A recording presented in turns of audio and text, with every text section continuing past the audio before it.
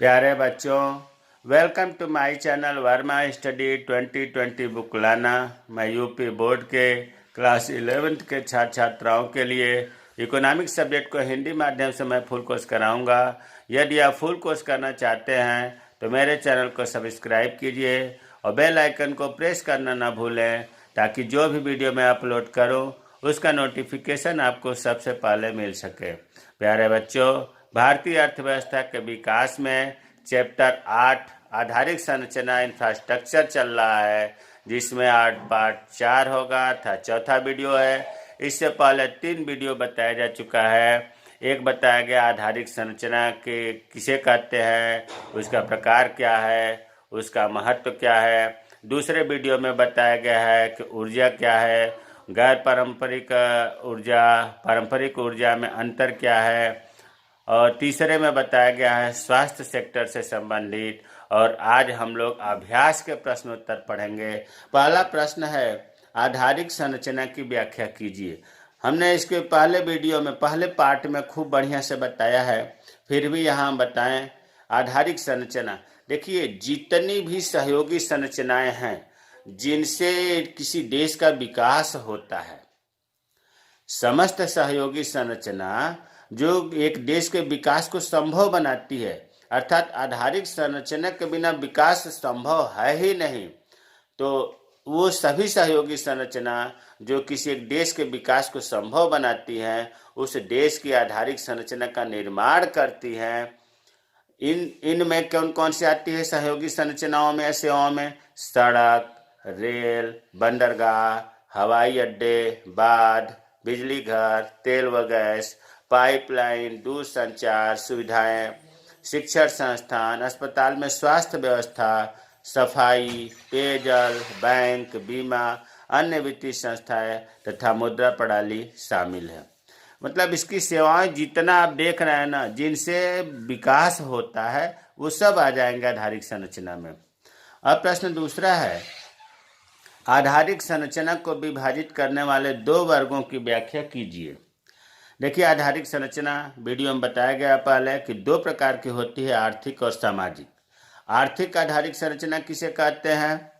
आर्थिक आधारिक संरचना इस आर्थिक परिवर्तन के उन सभी तत्वों जैसे परिवहन, संचार, शक्ति से है जो आर्थिक समृद्धि की प्रक्रिया के लिए आधारशिला का कार्य करते हैं। इस प्रकार की संरचना उत्पादन पर सीधा प्रभाव डालती है। देखिए, आर्थिक का नाम लेते ही आप 3 चीज याद रखें कम से कम। एक तो परिवहन, दूसरा संचार, तीसरा शक्ति। शक्ति का मतलब ऊर्जा होता है।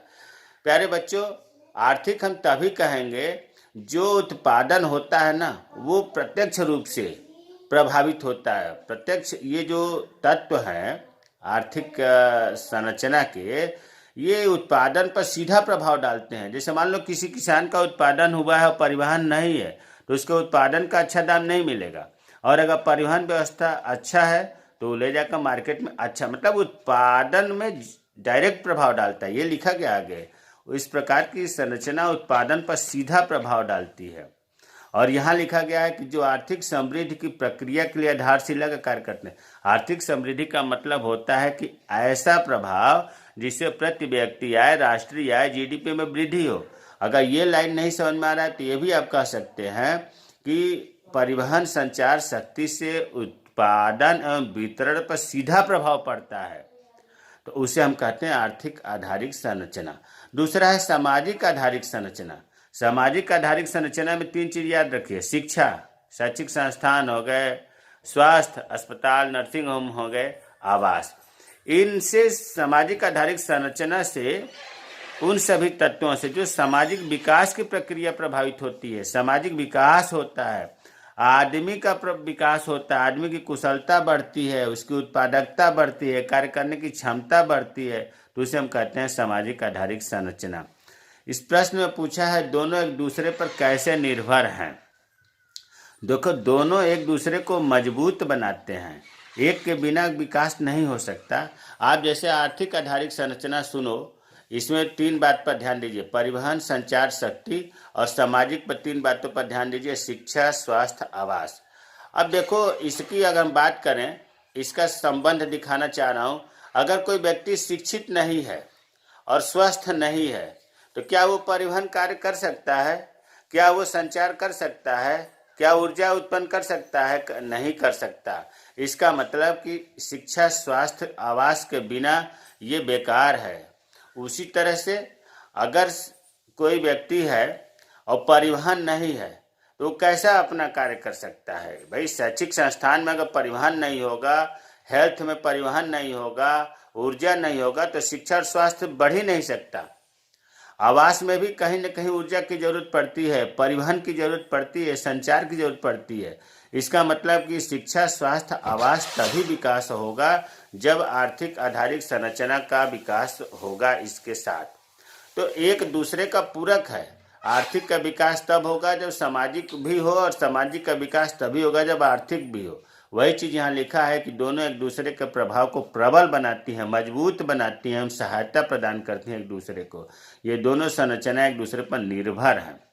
प्रश्न तीसरा है, आधारिक संरचना उत्पादन का संवर्धन कैसे करती है? लगभग ये कहा जाए कि आधारिक संरचना का महत्व पूछ रहा है। उत्पादन आधारिक संरचना से उत्पादन कैसे बढ़ता है? भाई आधारिक संरचना जब अच्छा होगा, मजबूत होगा तो औद्योगिक अर्थव्यवस्था ज़्यादा कार्य करेंगी, औद्योगिक उत्पादन ज़्यादा कार्य होगा। आधारिक संरचना का नाम लेते ही जो 3 आर्थिक के हैं और 3 सामाजिक के हों, दिमाग में बात आ जानी चाहिए कि स्वास्थ्य सेक्टर, ऊर्जा सेक्टर, परिवहन, संचार, शक्ति, ये सब जो है औद्योगिक अर्थव्यवस्था में कार्य करने का या उत्पादन की क्षमता बढ़ाती है। आधारिक संरचना हमें स्वस्थ लोगों को प्रदान करती है। अस्वस्थ लोग जो होंगे अन्य लोगों से ज़्यादा काम करेंगे। आधारिक संरचना शिक्षित लोगों को प्रदान करती है। शैक्षिक व्यवस्था शिक्षा के स्तर को विकसित करके, और जब शिक्षित लोग होंगे तो अनपढ़ और अकुशल लोगों से अधिक कार्य करेंगे। आधुनिक समय में कृषि उद्योग जो है बीमा और बैंकिंग सुविधाओं पर निर्भर है। फसलों का भी बीमा होता है, उद्योगों का भी बीमा होता है, और बैंकिंग का तो बहुत ही महत्वपूर्ण है, पैसे का लेन देन, ट्रांजैक्शन का। तो आधुनिक समय में जो कृषि और उद्योग है ये बीमा और बैंकिंग सुविधाओं पर ही निर्भर है। पांचवा, रोजगार के अवसरों में वृद्धि होता है। जब ढेर सारे इंफ्रास्ट्रक्चर चारों ओर होंगे, विकसित होंगे, तो इसमें रोजगार के अवसर भी मिलेंगे। अब जो है अगला प्रश्न चौथा, किसी देश के आर्थिक विकास में आधारिक संरचना योगदान करती है? अभी जो हम प्रश्न तीसरा पढ़े हैं वो चीज इसमें पूरी आ जाएगी।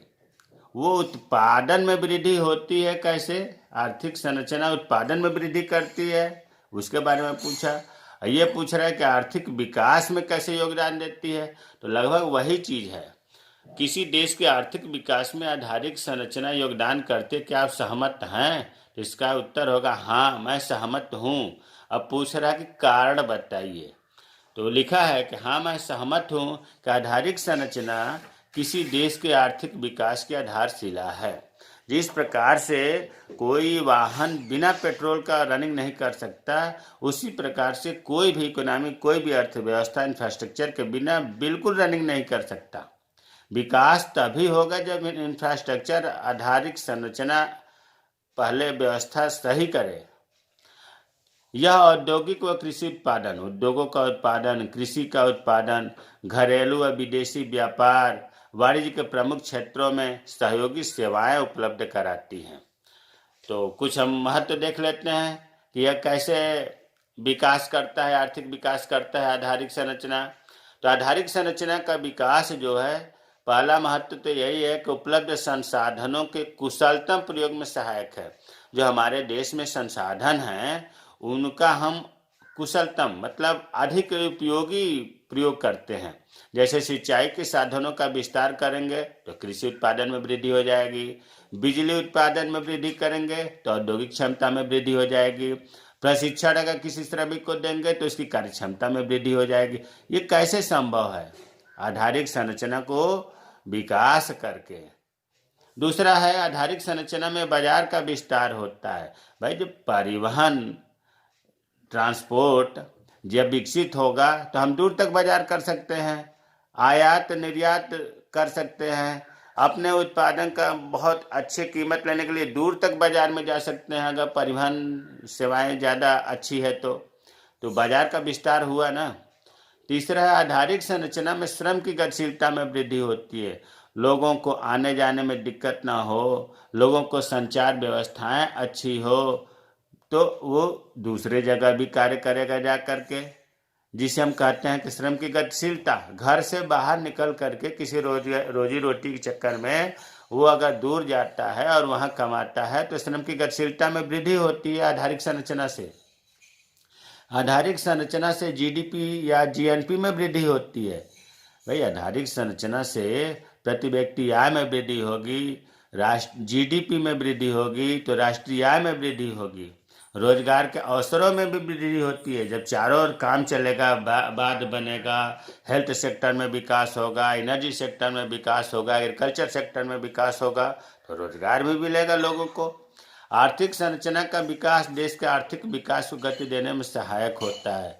जो आधारिक संरचना है देश के आर्थिक विकास को रनिंग करने में बहुत महत्वपूर्ण भूमिका अदा करता है। मतलब एक लाइन में अगर कहा जाए तो आधारिक संरचना के बिना किसी देश का आर्थिक विकास हो ही नहीं सकता। प्रश्न 5वां है, भारत में ग्रामीण आधारिक संरचना की क्या स्थिति है?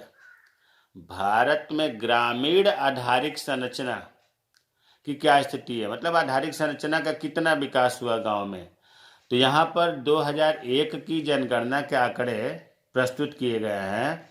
2001 की जनगणना के अनुसार, पहले हम ऊर्जा की बात करें तो गांव में मात्र 56% परिवारों में बिजली उपलब्ध था। यहाँ 2001 की जरूर लिखना, क्योंकि अब नहीं है, अब लगभग, अब तो गवर्नमेंट ये कह रही है कि 100% परिवारों में बिजली उपलब्ध है, इसलिए 2001 लिखना बहुत जरूरी है।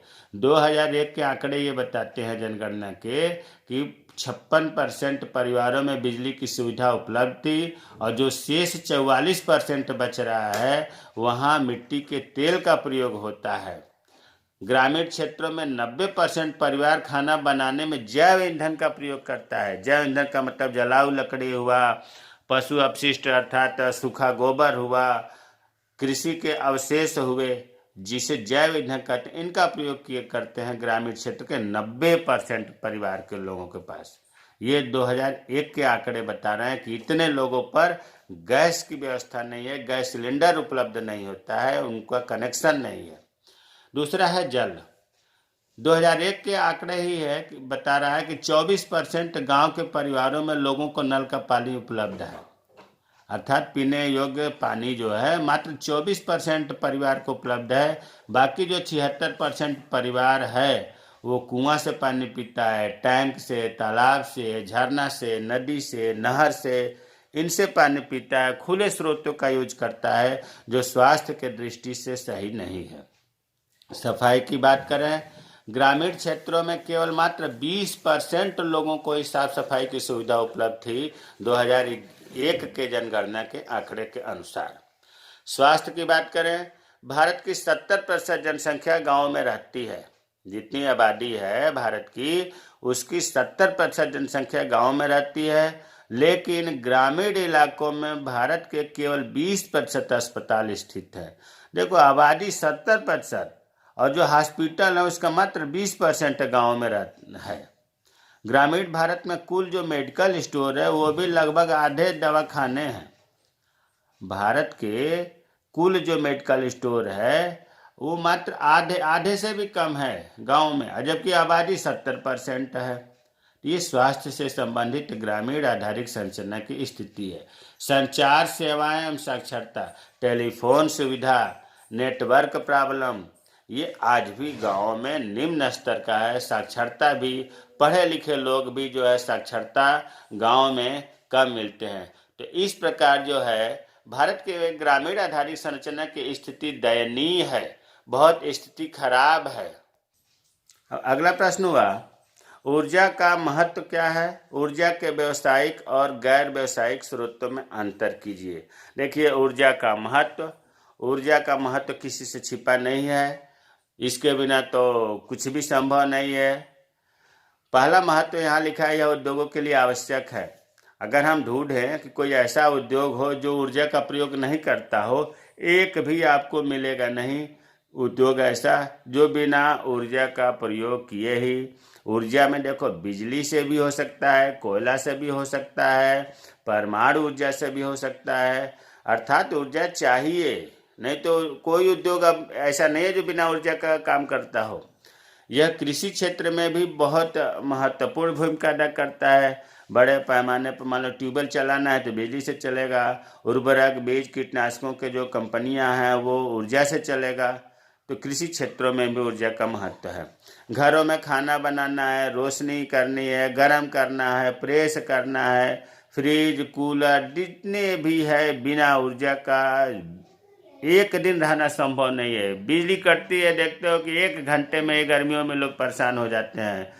तो ऊर्जा का कितना महत्व है ये आप अंदाज़ा लगा सकते हैं। इसी प्रश्न में है कि ऊर्जा के व्यावसायिक स्रोत और ऊर्जा के गैर व्यावसायिक स्रोत में अंतर कीजिए।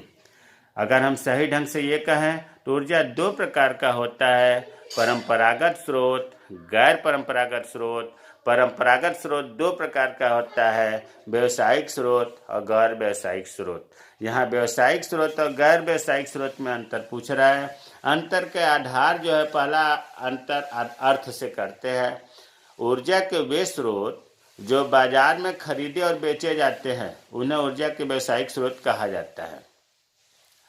जिनको हम खरीदते हैं, बेचते हैं, अर्थात मतलब इसमें जो संसाधन है उनकी कीमत होती है, उनका मूल्य होता है, उसे मूल्य पर खरीदे बेचे जाते हैं। तो ऊर्जा के वे स्रोत जो बाजार में खरीदे जाते हैं, बेचे जाते हैं, उन्हें ऊर्जा के व्यावसायिक स्रोत कहा जाता है। अब गैर व्यावसायिक स्रोत जो प्रकृति में फ्री में मिलता है, जो बाजार में खरीदे और बेचे नहीं जाते, उसे गैर व्यावसायिक स्रोत कहते हैं। उदाहरण देखते हैं। ऊर्जा के व्यावसायिक स्रोत का उदाहरण है कोयला, पेट्रोलियम पदार्थ। देखिए, पेट्रोलियम पदार्थ नाम से तो केवल पेट्रोल लग रहा है, लेकिन ऐसा नहीं है। पेट्रोलियम पदार्थ बहुत बड़ा एरिया है। पेट्रोलियम पदार्थ के अंदर पेट्रोल आ गया, डीजल आ गया, मिट्टी का तेल आ गया जिसको केरोसिन ऑयल कहते हैं, ग्रीस आ गया, सब आता है इसमें। बिजली, प्राकृतिक गैस, ये सब ऊर्जा के व्यावसायिक स्रोत हैं। और ये सब देखो पैसे से खरीदे जाते हैं, बेचे जाते हैं, कोई फ्री में नहीं मिलता। कोई बिजली या कोयला फ्री में नहीं देता। अब ऊर्जा के गैर व्यावसायिक स्रोत का उदाहरण जलाऊ लकड़ी अर्थात ईंधन वाली लकड़ी जिसे हम जलाते हैं, सूखा गोबर, पशु अपशिष्ट, कृषि अपशिष्ट शामिल आते हैं। इनका बाजार कोई कीमत नहीं होता है, बाजार में खरीदे बेचे नहीं जाते हैं, इसीलिए इसे ऊर्जा के गैर व्यावसायिक स्रोत कहा जाता है। नवीकरणीयता, जो ऊर्जा के व्यावसायिक स्रोत है इनका ये समाप्त हो जाते हैं पन बिजली मतलब जल विद्युत को छोड़ करके। जल विद्युत जब तक जल रहेगा तब तक जल विद्युत उत्पन्न होता रहेगा, इसलिए अपवाद है। जल विद्युत को छोड़ करके जितने भी ऊर्जा के व्यावसायिक स्रोत हैं, कोयला है, पेट्रोलियम पदार्थ है, प्राकृतिक गैस है, ये समाप्त हो जाते हैं। जबकि ऊर्जा के गैर व्यावसायिक स्रोत की हम बात करें तो ये समाप्त नहीं होते हैं, पुनर्नवीकरण हो सकता है। भाई खेती होगी तो कृषि अपशिष्ट पदार्थ मिलता रहेगा, पशु रखे ही जाएंगे, पशुओं से गोबर मिलता ही रहेगा, तो ये समाप्त नहीं होता। ऊर्जा के व्यावसायिक स्रोत का प्रयोग जो है मुख्यतः उद्योगों में वाणिज्यिक व औद्योगिक उद्देश्यों के लिए किया जाता है। बड़े बड़े उद्योगों में, छोटे उद्योगों में इसका प्रयोग होता है। जबकि ऊर्जा के गैर व्यावसायिक स्रोत जो है वो घरेलू उपयोगों में उपभोग उद्देश्यों के लिए किया जाता है। तो मुझे उम्मीद है कि आज का वीडियो जिसमें हम प्रश्न 1 से 6 तक बताए हैं समझ में आया होगा। अगर कोई चीज़ समझ में नहीं आया तो कमेंट्स करने में रिप्लाई करूँगा। मेरे चैनल को सब्सक्राइब कीजिए। जय हिंद, जय भारत।